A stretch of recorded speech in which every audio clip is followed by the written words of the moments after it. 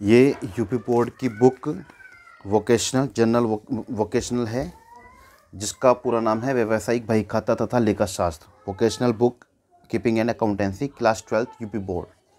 इसमें एक चैप्टर है कंपनी खाते, अंतिम खाते थर्ड। इसका मैं क्वेश्चन नंबर 21 सॉल्व कर रहा हूँ। जो क्वेश्चन नंबर 21 है हमारा, इसको मैं सॉल्व कर रहा हूँ। इसमें लिखा हुआ है, इलाहाबाद मिल्स लिमिटेड के पुस्तकों में 31 दिसंबर 2018 को निम्नलिखित शेष थे। कंपनी की अधिकृत एवं निर्गमित अंश पूंजी दे रखी है 6 लाख रुपए की। अंश पूंजी को इंग्लिश में हम क्या बोलते हैं भाई? Share capital. क्या बोलते हैं हम? शेयर कैपिटल, ये बोलते हैं हम। फिर इसके बाद दे रखा है सामान्य संचय। सामान्य संचय को बोलते हैं जनरल रिजर्व। अयाचित लाभांश, इसके बाद व्यापारिक लेनदार, भवन, क्रय, क्रय को क्या बोलते हैं हम? परचेज। व्यापारिक लेनदार को बोलते हैं हम सन्ड्री क्रेडिटर्स, इसको इंग्लिश में बोलते हैं हम। और भवन को बिल्डिंग बोलते हैं। विक्रय को सेल्स बोलते हैं। निर्माणी व्यय को हम बोलते हैं मैन्युफैक्चरिंग एक्सपेंस, मैन्युफैक्चरिंग एक्सपेंस। स्थापना व्यय को बोलते हैं हम एस्टेब्लिशमेंट एक्सपेंस, एस्टेब्लिशमेंट एक्सपेंस। सामान्य व्यय को जनरल रिजर्व बोलते हैं। मशीनरी, मोटर गाड़ी को मोटर कार, फर्नीचर को फर्नीचर। प्रारंभिक कृत्य को बोलते हैं ओपनिंग स्टॉक, ओपनिंग स्टॉक। पुस्तिके ऋण का मतलब होता है डेटर्स, बुक डेप्ट्स कह लो या फिर डेटर्स कह लीजिए। डेटर्स वो पर्सन होता है जिनको हम गुड्स बेचते हैं उधार। ये हमारे दुकान के कस्टमर होते हैं और इनसे हमें पैसा लेना होता है। विनियोग को बोलते हैं इन्वेस्टमेंट। नगद शेष हो गया तुम्हारा कैश। संचालक शुल्क हो गया तुम्हारा डायरेक्टर्स फीस। अच्छा, अंतरिम लाभांश को बोलते हैं इंटीरिम डिविडेंड। इंटीरिम डिविडेंड यानी अंतरिम लाभांश। ये अंतरिम लाभांश होता क्या है? अंतरिम लाभांश को बोलते हैं हम कि जब भी कंपनी फाइनेंशियल स्टेटमेंट रेडी होने से पहले, यानी अंतिम खाते बनाने से पहले, यानी स्टेटमेंट ऑफ पीएनएल और बैलेंस शीट को बनाने से पहले ही अपने शेयर होल्डर्स को डिविडेंड डिस्ट्रीब्यूट कर देती है, उसको हम अंतरिम लाभांश कहते हैं, इंटरिम डिविडेंड भी कहते हैं। यानी कि साल के बीच में जब कंपनी के डायरेक्टर्स अपने शेयर होल्डर्स को डिविडेंड बांट देते हैं, उसी को हम इंटरिम डिविडेंड कहते हैं। ब्याज क्रेडिट, ब्याज क्रेडिट माने रेवेन्यू है, ये हमारे बिजनेस की अर्निंग है हमारी ये, क्योंकि क्रेडिट लिखा है। क्रेडिट का बैलेंस जो होता है ना, क्रेडिट जो बैलेंस होता है वो या तो लायबिलिटी का होता है, या कैपिटल का होता है, या रेवेन्यू का होता है। अब क्योंकि ये रेवेन्यू है, ब्याज या तो एक्सपेंस हो सकता है या रेवेन्यू। अब क्रेडिट है तो ये रेवेन्यू है। लाभ हानि खाता क्रेडिट 1/1/2018। हमारा साल ख़त्म कब हो रहा है? 31 दिसंबर 2018 को। और ये साल के शुरुआत में 1 जनवरी 2018 को प्रॉफिट एंड लॉस का क्रेडिट बैलेंस दे रखा है। यानी ये पिछले साल हमारा प्रॉफिट एंड लॉस अकाउंट बनाया होगा कंपनी ने, है ना, उसको उससे प्रॉफिट निकल के आया होगा 36,848 रुपये, जो पिछले महीने पिछले साल का क्लोजिंग बैलेंस हो, और इस साल का क्या है? ये ओपनिंग बैलेंस। कर्मचारी भविष्य निधि ये कितने रुपए का है? 37,500 रुपये। अब इसमें क्या लिखा है? उपयुक्त शेषों तथा निम्नलिखित सूचनाओं से 31 दिसंबर जो 2018 को चिट्ठा बनाइए तथा उसी तिथि को समाप्त होने वाले वर्ष का लाभ हानि खाता बनाइए। 31 दिसंबर 2018 को रहते का मूल्यांकन 1,48,680 किया गया। भवन पर 10,000 रुपये का ह्रास, कमीशन के लिए 6,500 तथा भविष्य निधि के लिए अंशदान हेतु 1,500 रुपये का प्रावधान कीजिए। विनियोग पर उपार्जित आय 2,750 था। कर्मचारी क्षतिपूर्ति का 25 रुपये का एक दवा कंपनी द्वारा विवादित है, यानी ये कॉन्टिजेंट लायबिलिटी है।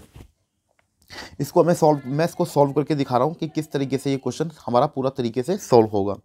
देखिए, हमारा जो कंपनी अधिनियम चल रहा है वो कंपनी अधिनियम 2013 चल रहा है। हम सब जानते हैं कंपनी एक्ट 2013 चल रहा है। As per the companies act 2013 company का जो फाइनेंशियल स्टेटमेंट बनाया जाता है वो शेड्यूल 3 यानी अनुसूची भाग 3 को फॉलो करके बनाया जाता है। ठीक है ना। तो इसके दो तरीके हैं बनाने की। पहला तो ये कि एक ट्रेडिशनल अप्रोच, और आज है कि दूसरा की मॉडर्न अप्रोच। कंपनी एक्ट 2013 अपना आप में एक मॉडर्न अप्रोच है। उसके अंदर स्टेटमेंट पीएनएल और बैलेंस शीट का जो फॉर्मेट है वो वर्टिकल फॉर्मेट है, सिंगल कॉलम बैलेंस शीट का फॉर्मेट है। तो मैं सोचता हूँ कि उसी तरीके से बनाया जाए, as per the companies act 2013 उसी फॉर्मेट में बनाया जाए। ठीक है ना। तो ये फॉर्मेट आना चाहिए सब बच्चों को। ये याद होना चाहिए। बैलेंस शीट का पूरा फॉर्मेट अच्छे से समझ में आना चाहिए, उसको याद होना चाहिए। कंपनी अपने यहाँ पर अब प्रॉफिट एंड लॉस अकाउंट को प्रॉफिट एंड लॉस अकाउंट नहीं बोलती है, उसकी जगह पर क्या बोलती है, statement of profit and loss. तो हमको वही बोलना है। तो सबसे पहले हम बनाएंगे इसका statement of profit and loss और उसके बाद बनाएंगे हम बैलेंस शीट। तो क्वेश्चन नंबर 21 का मैं पहले statement of profit and loss बना करके दिखाता हूँ कि क्या उसका फॉर्मेट है, ज़रा इसको ध्यान से देखिएगा। मैं क्वेश्चन नंबर 21 कर रहा हूँ, ठीक है। इस चैप्टर का नाम है अंतिम खाते, इंग्लिश में बोलते हैं फाइनेंशियल स्टेटमेंट या फाइनल अकाउंट्स। तो अंतिम खाते किसके, कंपनी के। तो मैं एक बार तुमको statement of profit and loss का वर्टिकल फॉर्मेट बना करके दिखाता हूँ कि इसका फॉर्मेट कैसा है। ये देखिए ज़रा,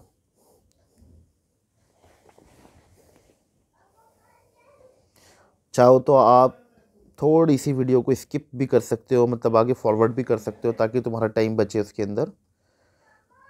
particulars, not number, amount in rupees. सबसे पहली जो हेडिंग होती है हम सब जानते हैं वो क्या होती है, revenue from operations. Revenue from operations, इसमें 3 चीज़ें आती है, sale of goods, sale of scrap and revenue from services rendered. ये बेसिकली अपने बिजनेस की मेन ऑपरेटिंग एक्टिविटीज़ को परफॉर्म करके जो हम इनकम कमाते हैं, जो डे टू डे की इनकम होती है, उसी को हम इसमें डालते हैं रेवेन्यू फ्रॉम ऑपरेशंस के अंदर। यानी जो बिज़नेस का हमारा नेचर है, प्रोडक्ट बनाना, उसको बेचना, गुड्स बेच कर को जो हम अर्निंग करते हैं, रेवेन्यू हम जो जनरेट करते हैं, वो इसी में ही आता है। Not number 1। इसके बाद सेकंड नंबर पे आता है other income, other income not number 2। फिर हम क्या करते हैं, अमाउंट यहाँ लिख देंगे और उसके बाद दोनों अमाउंट को यहाँ पे हम क्या कर देंगे, ऐड कर देंगे।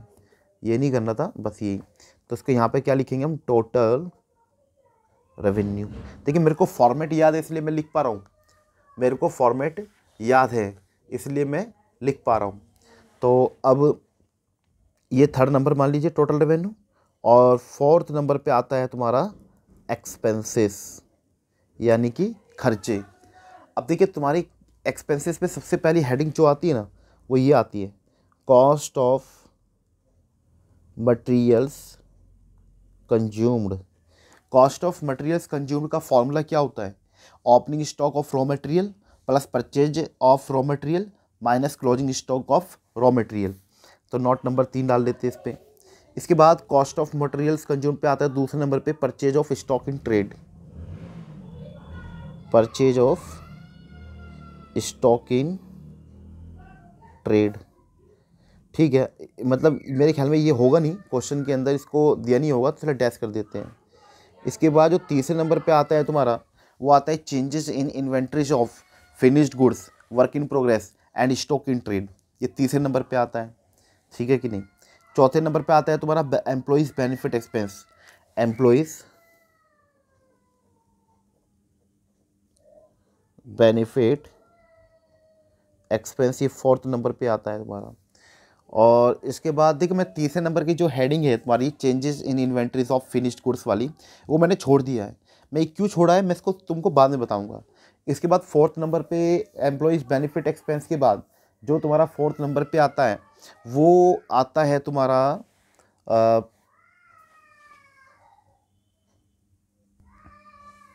फाइनेंस कॉस्ट विद संबंधी खर्चे। फाइनेंस कॉस्ट में क्या आता है तुम्हारा, जैसे कि interest on bank loan, interest on debentures, discount on issue of debentures वगैरह वगैरह। एम्प्लॉयज़ बेनिफिट एक्सपेंस, कर्मचारी यानी एम्प्लॉयज़ जो कंपनी में काम कर रहे होते हैं ना, उनके ऊपर जितना भी कंपनी खर्चा करती है, उनको पेमेंट करती है, उनसे सर्विसेज लेकर के, वे सारे खर्चे इसमें आते हैं। जैसे एम्प्लॉय को सैलरी देना, एम्प्लॉय को वेजेस देना, ठीक है ना, सब इसमें ही आता है तुम्हारा।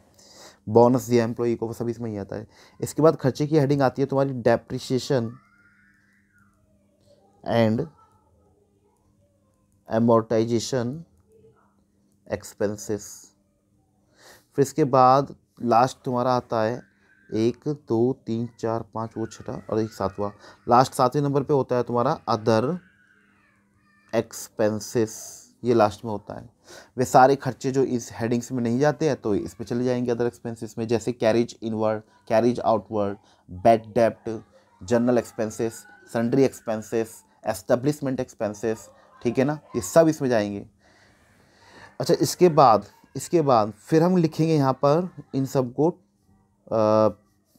सारे खर्चे यहाँ पे आ जाएंगे ना, फिर यहाँ हम कर देंगे इसका टोटल, खर्चों का टोटल यहाँ आ जाएगा। फिर इसके बाद लिखेंगे हम 5th नंबर पे net profit before tax and exceptional items. Exceptional items में आता है जैसे कोई कंपनी डिविडेंड दे रही है अपने शेयर होल्डर्स को, इंटरिम डिविडेंड, फाइनल डिविडेंड, वे सब यहाँ आते हैं एक्सेप्शनल आइटम्स में। अब इसके बाद लाइन को एक्सटेंड कर रहा हूँ यहाँ पे। देखिए, मैं इसका फॉर्मेट, आगे का जो फॉर्मेट है वो धीरे धीरे हम आगे बढ़ा लेंगे जैसे भी होगा। पहले मैं इसको ये फिल करता हूँ, किसको, रेवेन्यू फ्रॉम ऑपरेशंस को। आइए, हमारे सामने ये बुक है, ठीक है, जिसका हम क्वेश्चन कर रहे हैं, क्वेश्चन नंबर 21। इसमें देखते हैं रेवेन्यू फ्रॉम ऑपरेशन कहाँ है। तो देखिए ये रहा विक्रय, यानी सेल्स को ही क्या बोलते हैं हम, रेवेन्यू फ्रॉम ऑपरेशन। और मुझे देखना है कि ये सेल कितने रुपए की है यहाँ पे। तो ये सेल जो दिखाई दे रही है ये 9,83,947 रुपये की दिखाई दे रही है। पता है, जब हम रेवेन्यू देखते हैं ना यहाँ पे विक्रय, तो साथ में देखिए ना विक्रय वापसी भी है क्या, यानी सेल्स रिटर्न भी है क्या। अगर सेल्स रिटर्न है तो वो माइनस करके दिखाएंगे हम, क्योंकि अब इसमें सेल्स रिटर्न नहीं है तो डायरेक्ट मैं लिख दूंगा 9,83,947 रुपये रेवेन्यू फ्रॉम ऑपरेशन के सामने, 9,83,947। अब देखिए, इसके बाद आती है तुम्हारी अदर इनकम। अदर इनकम में जैसे देखते हैं क्या आता है अदर इनकम में, इसमें से कोई भी अदर इनकम नहीं है। ये ब्याज क्रेडिट, ये अदर इनकम के अंदर आता है तुम्हारा। और ये कितना है ब्याज क्रेडिट, 8,544, ये लिख देंगे हम 8,544। तो अब टोटल रेवेन्यू पता चल जाएगी, इन दोनों का जोड़ कर देंगे। 7 और 4 11, हाथ से लगी 1 9, और 5 14 का 4 का हाथ से लगी 1 9, और 3 12 का 2 का 9, ये आ गया 9,92,491 रुपये। अब इसके बाद जो हेडिंग आती है हमारी, वो एक्सपेंसेस की हेडिंग आती है, एक्सपेंसेस। तो अब देखना ये है कि एक्सपेंसेस में सबसे पहला हमारा आता है, जैसे तुम्हें पता है क्या लिखा है, कॉस्ट ऑफ मटेरियल्स कंज्यूम्ड। तो बता, कॉस्ट ऑफ मटेरियल्स कंज्यूम्ड कैसे निकलता है, ओपनिंग स्टॉक। देखना है पहले ओपनिंग स्टॉक कहाँ है इसके अंदर, ओपनिंग स्टॉक देख लीजिएगा, ओपनिंग स्टॉक कहाँ है, ये रहा प्रारंभिक रहतिया। और यहाँ पर ये ओपनिंग स्टॉक कितने का दिख रहा है, 1,72,058। चलिए इसका फॉर्मूला लिखते हैं हम पहले, इसका फॉर्मूला लिख के दिखाते हैं हम तुमको।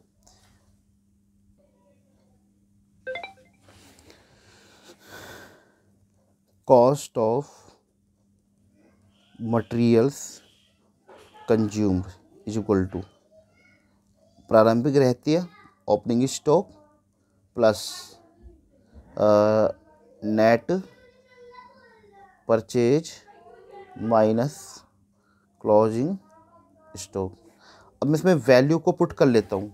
अब जैसे मैं तुमको दिखाऊं कि इसमें जो प्रारंभिक रहती है वो 1,72,058 रुपये का है, 1,72,058 प्लस परचेजेस में देखते हैं परचेजेस का है, ये रहा क्रय, विक्रय के ठीक ऊपर है, विक्रय के ठीक ऊपर है क्रय।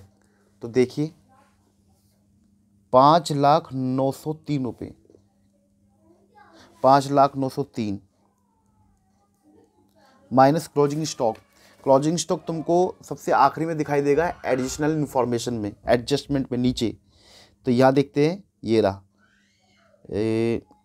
31 दिसंबर 2018 को रहते का मूल्यांकन 1,48,680 किया गया। तो 1,48,680। अब ये दोनों अमाउंट को जोड़ना है और इसमें से ये माइनस करना है। तो ये सॉल्व करके ये आया 5,24,281।